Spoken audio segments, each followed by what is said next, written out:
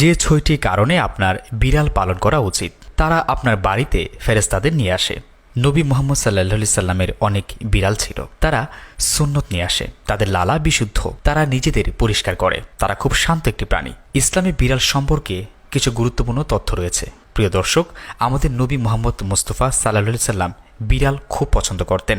বিড়াল পরিষ্কার এবং খাঁটি একটি প্রাণী। বিড়াল বাড়ি এবং মসজিদে প্রবেশ করতে পারে।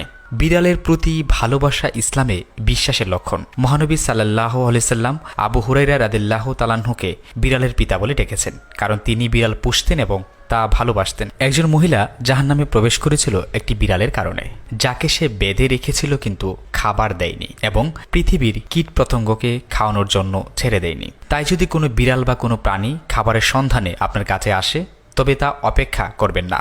এটি আপনার কাছে এসেছে শুধুমাত্র আপনার কল্যাণের জন্য এবং কিছু গুনাহ দূর করার জন্য। সুবহানাল্লাহ। আসুন বিড়াল সম্পর্কে কিছু অবগত হই এবং ভালো ধারণা অর্জন করি।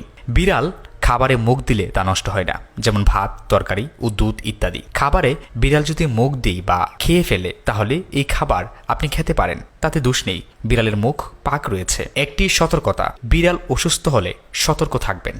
বিড়ালকে সুস্থ করে তোলার জন্য সুচিকিৎসার ব্যবস্থা করবেন। এটা হবে আপনার জন্য সওয়াবের কাজ।